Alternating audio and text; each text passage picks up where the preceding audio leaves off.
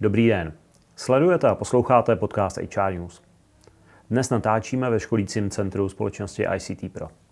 Naším dnešním hostem je Veronika Lencová, lektorka se specializací na účetnictví, controlling a finanční řízení. Veronika je také externí finanční ředitelkou. Dobrý den. Veroniko, já když jsem se připravoval na téma našeho rozhovoru a viděl jsem finanční řízení, tak mě napadly čísla a zase čísla. Je to tak rigidní a nudný obor, jak se může na první pohled zdát? Já dělám finanční řízení 24 let a vlastně jako můžu říct, že se mi pořád ještě zdá sexy. Já si jako myslím, že firmy, vlastně různé firmy řeší různý problémy. Nejen, že to je různorodý, je to zajímavý. Jasně, samozřejmě je to o číslech, ale vlastně je strašně pěkný sledovat, jak ta firma jako roste ex post po těch letech zpátky a tak dále. Já si myslím, že to je fajn. Jaká byla vaše cesta do světa financí? Co máte profesně za sebou?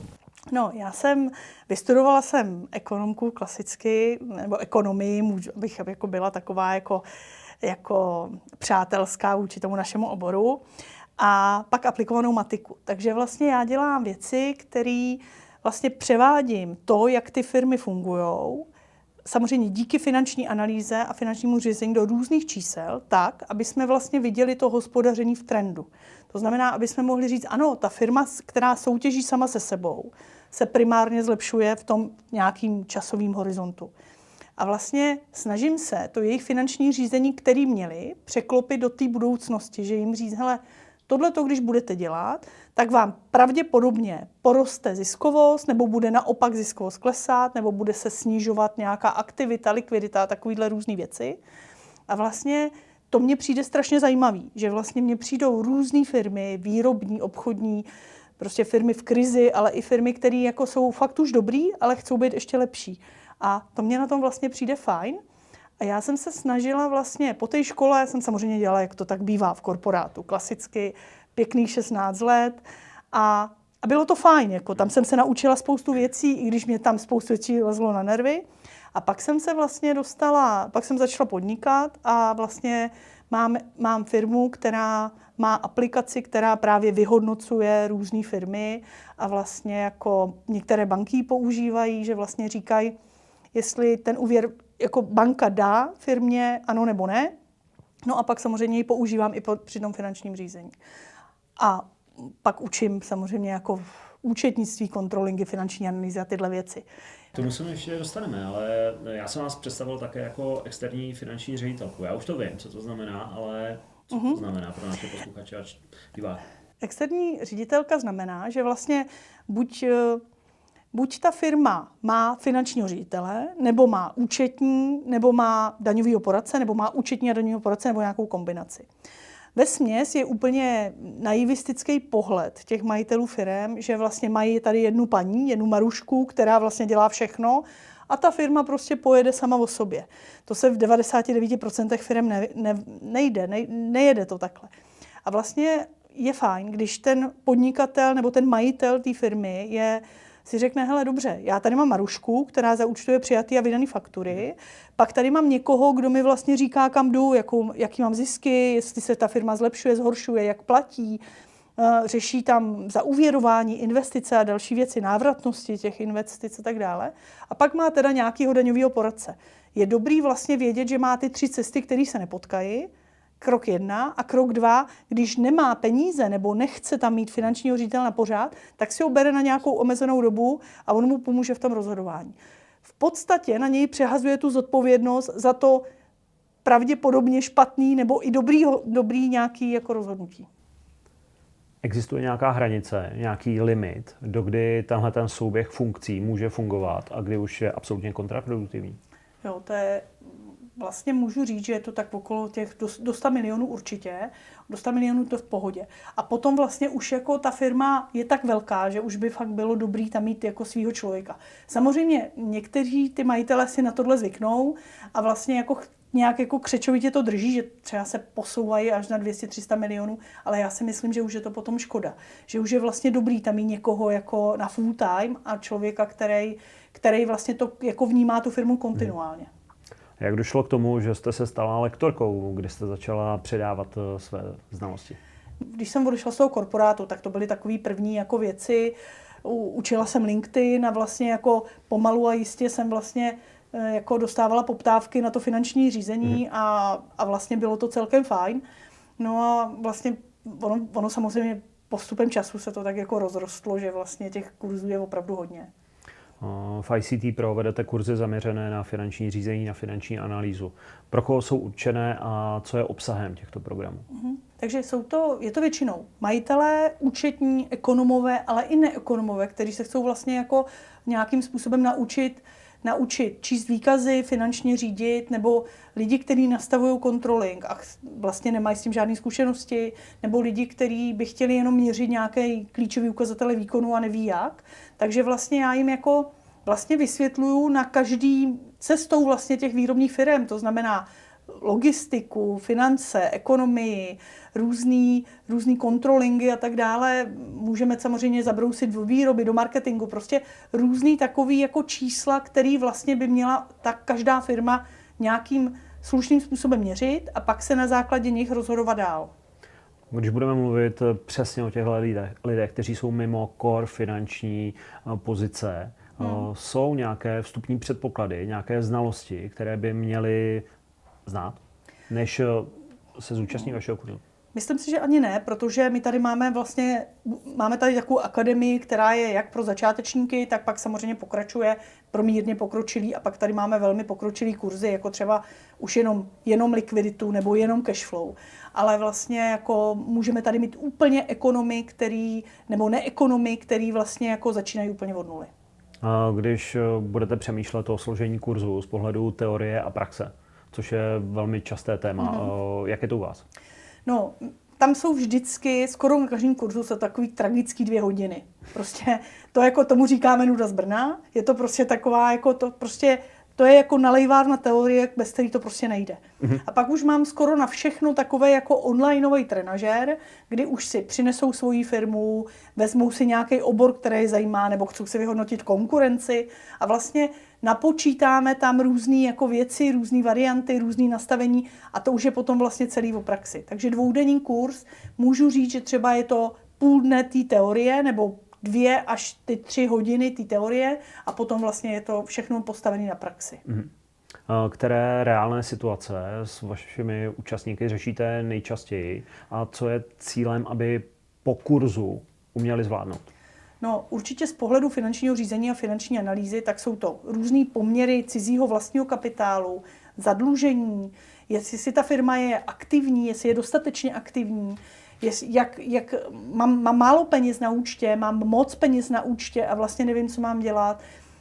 Co jako banky, různý úhly pohledy do banky, jako typu je ten úvěr drahý, je ten úvěr levný, jo? Takový různý takový jako praktické věci. Vesměs potom vlastně vyhodnocujeme tu jejich firmu a vlastně je to zajímavé i pro ty ostatní účastníky, že vlastně každý tam přinese nějakou svoji firmu, svůj problém a vlastně řešíme to vlastně jakoby společně a to si myslím, že je na tom zajímavý. Mnoho firem nepůsobí ale jenom v České republice. Jsme v Evropské unii, takže logicky je tady nějaká evropská legislativa, ale mnoho firem je nadnárodních i mimo Evropu. Jsou to témata, které také dávají smysl v vaší kurze? Určitě. Vyhodnocujeme různé návratnosti do různých zemí, počítáme různé ziskovosti těch různých projektů, rozpočty, kalkulace zakázek, právě těch orientovaných jako ven, anebo naopak takovou jako vnitropodnikový účetnictví, kde vlastně jako základní informační základnu. Jo? Tam vlastně můžeme jít, když bych to měla úplně jednoduše říct, tak můžeme jít jako z vnitřku ven, anebo zvenku dovnitř.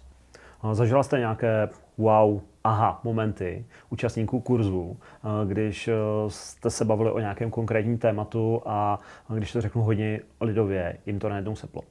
No, většinou to bývá poměr vlastního cizího kapitálu. Proč je vlastně vlastní kapitál jako dražší než cizí kapitál? Tak tyhle ty různé věci, jako jak se podívat na ten poměr vlastního cizího kapitálu, nebo jestli vlastně jako vydělávají moc, nebo jestli jsou jako majitel buď ten šetřílek, anebo ten vizionář, který má jako naplánovaný ty výnosy.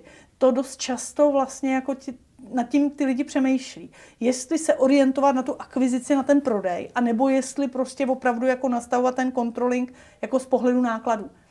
A asi jako druhá věc, která je tam zajímavá, tak jsou většinou účetní softwary. Jako jestli ten účetní systém změnit a jestli změnit celý ty kostičky toho vnitropodnikového obchodu a všech těch věcí.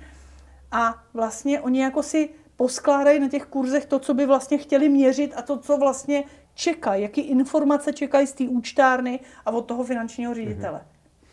Když jsme se bavili o tom, že velmi často ty informace jdou ze zhora dolů, nebo respektive v té organizační struktuře, že ten majitel nebo manažer zjistí, jak ty věci můžou fungovat. Zažíváte to i naopak, že naopak ten odborník, ten člověk z financí, že se mu otevře trošku obzor a vidí to v širším kontextu? Teď myslíte jako člověka z banky třeba? Například. No ty bankéři, tam je to jako trochu jako jiná jako varianta. Já mám ráda, když bankéři chodí s bankéřema a výrobní firmy chodí s výrobníma firmama, ale jako když je to jako vlastně dohromady, tak je fajn, že ten bankéř říká, no jo, oni to vlastně řeší takhle, oni vlastně nevidí tu hlubinu toho obchodního, jo. Nebo třeba teď byly problémy, všichni firmy řešili, jestli si vzít úvěr v eurech nebo v korunách, jo, takže to byly zásadní rozhodnutí a vlastně tam jako to propojení dvou světů vlastně fungovalo hrozně zajímavě. Kdybych zase trochu generalizoval, vidíte třeba i mezigenerační rozdíly nebo i z pohledu majitelů a jejich edukace k vašemu tématu. Mění se to nějak v průběhu let? Určitě. Nejen, že vlastně, jako když máte mladýho majitele firmy, tak vlastně je takové jako nakopnutý, že jo, je schopen pracovat, má 90% cizího kapitálu, kde člověk jako v 50 už by nechtěl s tímhletím žít, že jo. Takže asi jako úhel pohledu nejen na tu aktivitu a různý takový ty jako aktivitu té firmy a i výnosnost té firmy, protože ten mladý člověk potřebuje jiný peníze než prostě člověk, který mu je 50-60 a už se připravuje na tu výměnu. A potom jako člověk, který je vlastně starší, tak právě z pohledu toho zadlužení. Navíc jako firmy, které vlastně čím déle jsou, tak tím žijou v takovém tom finančním pelíšku. To znamená, už se nemusí jako tak stresovat, jestli bude na vejplaty, na DPH a všechny tyhle ty věci. Jako opravdu ty firmy, které postupem času žijou jinak. Zase jako třeba více tam řeší jako téma hodnoty nebo ceny nebo mezigeneračního nějakého překlopení do nějaký té mladé generace. Řeší se tam svěřenecký fondy, jo? A jestli ano nebo ne. Nebo mám super firmu a hrozný děti, nebo mám hroznou firmu a dobrý děti. A takovýhle různý jako věci, které jako tam fungují. Je to fajn, no. Ale ty život přináší. No, přesně tak. A vlastně, když jako pak je ten starší majitel, tak jako říká, hele, já nevím, já to chci takhle těm dětem převzít nebo předat. A ty děti to se jako chcou převzít v nějakým, chcou mít to rozhodovací pravomoc a jako rozhodovat o těch financí, ale vlastně neznají, jaký to bylo. Oni nešli v těch botech, jaký to bylo, když on vlastně všechny ty peníze, které ta firma vydělala, nechával na další investici v té firmě. Je to prostě opravdu jako složitý některé ty věci. Hodně jsme teď mluvili o jednotlivých metrikách, ale co oblast finančního plánování? Řešíte ji taky? No, řešíme, my vlastně controlling jako takovej je vlastně je to finanční metrika, která by vlastně měla stáhnout se z minulosti až vlastně jako do té budoucnosti. To znamená, já bych nejen měla se snažit co nejvíc propojit náklady z výnosy a výnosy náklady, to znamená, ta firma by měla primárně vědět, kolik ten každý výnos taky stál a kolik každý ten náklad vydělal.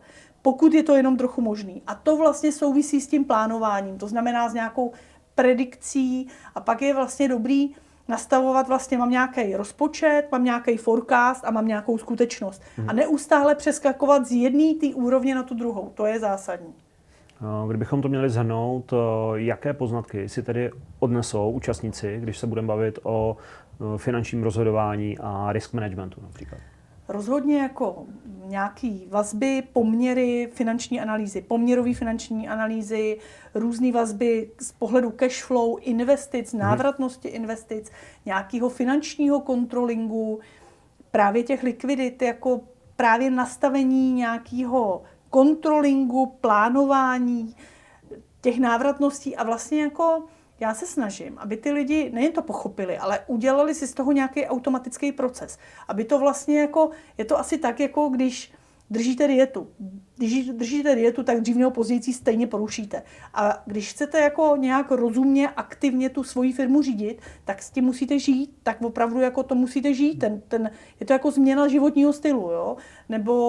Nebo nějakou jako rovnováha v životě. Tak vlastně vy si tam nastavíte procesy, v ideálním světě nějaký automatický procesy, což někdy lze, někdy nelze. Když jsem v korporátu, tak já nevím, mají SAP a řeší různý problémy SAPu nebo na Visionu a všech těchto věcí. A to si myslím, že tohle je můj svět. Firmy, které jako vlastně mají nějaký data a chtěli by pomoct s tím. Já tohle měřím, tohle mám a tohle bych z toho nějaký rozhodnutí bych z toho měl udělat a vlastně nevím jak. Takže tohle je asi ten svět. No. Tak se to popsala poměrně zeširoka, ale když máte účastníky kurzu, kteří ještě s finančním řízením, neříkám začínají, ale jako nejsou úplně až tak daleko. Existuje nějaké metriky, které by měly brát jako zásadní v tom začátku? No, když je to začátečnický kurz, tak ten člověk odejde s Excelem, kde má vlastně nandanou už tu svoji firmu, má vyhodnocenou tu svoji firmu, ví už kam směřuje a má vlastně už jako ten první model toho kontrolingu má už rozjetý. To znamená, že vlastně ten Excel vždycky odchází. Pokud je to nějaká sofistikovanější věc, tak už neodchází s Excelem, ale odchází z Power BI. Takže vlastně jako tohle počítáme i s tím, že člověk přijde a bude mít jenom rozvahu a výsledovku a nic víc. A bude jako vědět, že je teda on ten majitel, že je za to zodpovědný a že vlastně teda by měl teď říct, kam ta firma má jít. A vlastně na těch kurzech se to jako určitě rozvíjí a začne si počítat. Mám takový jako úplně minimalistický Excel, který není jako šílená kontingenční tabulka, do které se bojí zasáhnout. Jo. Je to opravdu jako úplně běžná tabulka, kde jsou základní vzorce a nastavený základní metriky, který ze začátku klidně může řídit na smajlíka, já nevím teď, jak se jmenuje, opak smajlíka, jo, něco takového, ale jako ví to jako hned. Jo, takže tohle určitě máme. No. A když se opět posuneme trošku níže, když bude účastník vašeho kurzu liniový manažer, pomůže mu účast na kurzu v tom, aby lépe řídil a ovlivňoval efektivitu svého týmu nebo své oblasti? No, když to bude někdo jako taková ta jako střední třída, tak určitě jako taky mu to pomůže, jednak bude vědět, co po něm kdo chce. Jo? Jestli prostě na něj mluví finanční ředitel a tohle to chce, nebo jestli majitel říká, hele, vy víc prodávejte, vy líp vyrábějte, vy mějte menší reklamace, tak jak se vlastně tyhle jeho dennodenní problémy odráží do těch čísel a daleko víc jim bude rozumět. Metriky. Všechno to byly metriky, které jsou z mého pohledu poměrně jednoduše, jasně změřitelné. Nicméně chod firmy není až taky jednoduchý a ovlivňují ho velmi často neměřitelné záležitosti, vztahy, pozice na trhu a tak dále. Počítáte také s tímhle?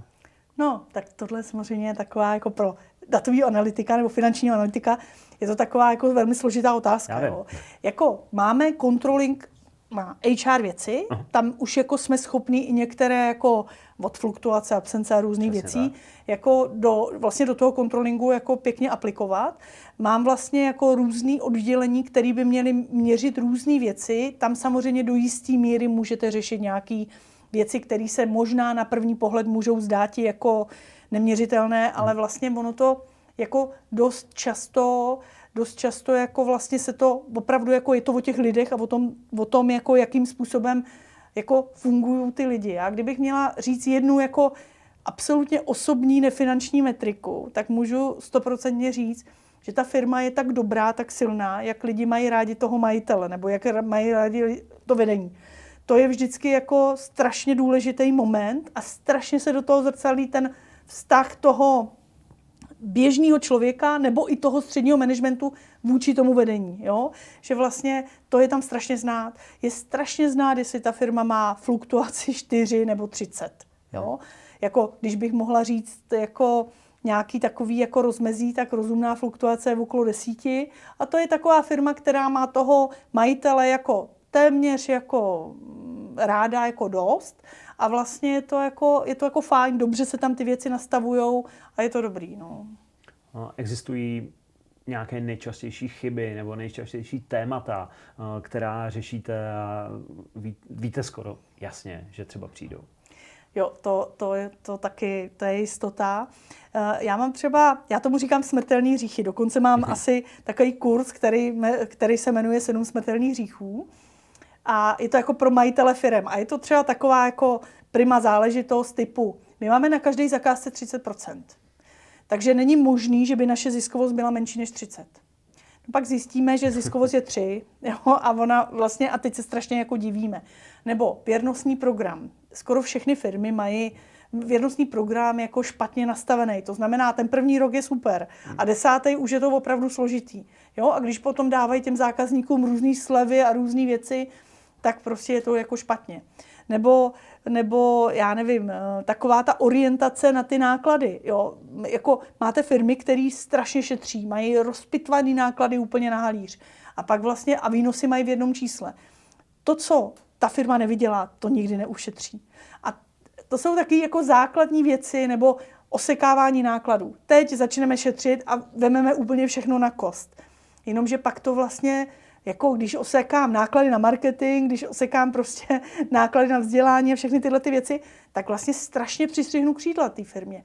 A je dobrý se na to podívat i z tohoto úhlu pohledu. Takže ano, jsou problémy, které se opakujou a vím 100%, že když uvidím nějaký výkazy, takže tam ty problémy budou a že tenhle majitel určitě bude tohle řešit. To můžu říct skoro na 100%. Napadá vás nějaký hezký americký skoro příběh absolventa vašeho programu, se kterým jste v kontaktu a víte, že tak je na tom fajn, že mu to pomohlo? Těch firm je hodně. Ono dost často, vlastně já tam potom dělám pár měsíců toho finančního ředitele. Třeba vidím, že jim roste strašně ta ziskovost. Jo? Vidím, že se jim zlepšilo cash flow. Vidím, že nakonec byť nechtěli a říkali, nechcem žádný úvěr, tak vyřešili to externí financování. Jo? A je úplně jedno, jestli to je třeba primátor, který prostě jako je to moje taková jako srdcová záležitost a je to jako super firma, nebo jestli to je... Myslíte pivovar? Myslím pivovar samozřejmě. Nebo jestli to je ADA System, firma, která jede v Navisionu a vlastně jako byla jsem tam jako rok a bylo to jako super a vlastně začalo to všechno na kurzech, jo.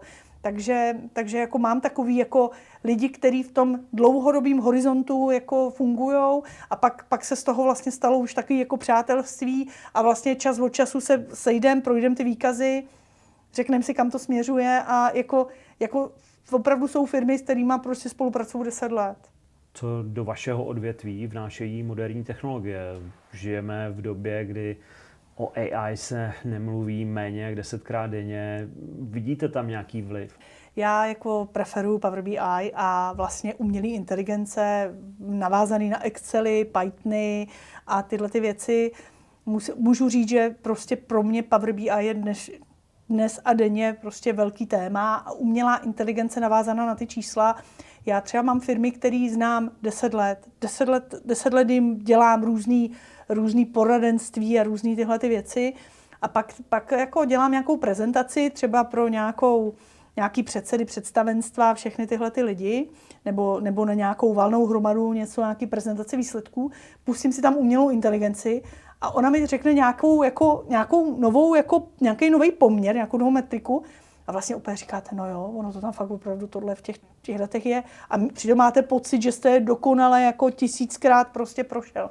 Takže pro mě jako, já si myslím takovou tu jako známou větu, že není to tak, že lidi by nahradila umělá inteligence, ale nahradí lidi, kteří nepoužívají umělou inteligenci. A to si myslím, že jako je zajímavý, jako prostě nějakým způsobem si to do toho života pustit, protože prostě jako ve všech těch oblastech, a vy jste na začátku říkali, jak finanční řízení nebo finanční analýza je rigidní, prostě vůbec ne, ta umělá inteligence je prostě opravdu jako důležitá a je prostě pojede to s náma, nebo to pojede bez nás, jako to tak prostě je. Takže tohle je trend, tohle je, myslíte, vývoj vašeho odvětví v následujících letech? Určitě. Moje poslední otázka je jednoduchá, ale také na tělo. Proč by lidé měli přijít na váš kurz? No tak já si myslím, že lidi, kterým záleží na těch jejich firmách, tak vlastně pravděpodobně by měli sami od sebe vědět, kam ta firma jde. A já jim pomůžu převést tenhle trend nebo ten jako život té firmy do těch čísel, ale nejen tak do těch čísel, ale do čísel, kterým oni sami budou věřit a budou jim rozumět. A současně, pokud jsem majitel, který té firmě rozumí, tak je to super. Pokud mám nějaký lidi okolo sebe, který té firmě rozumí, tak super. Ale já ještě jako to dokážu převést do toho stejného jazyka, aby mluvili všichni stejný. A to je podle mě jako velmi zásadní věc. Takže já si myslím, že v mnoha ohledech jim to otevře oči a úplně nový pohled na život té firmy. Veroniko, děkuji vám za rozhovor a jsem rád, že jste vnesla tolik emocí do tak rigidního oboru jako finanční řízení. Děkuji moc, díky. A vám, divákům a posluchačům podcastu HR News, děkuji za pozornost. Naschledanou.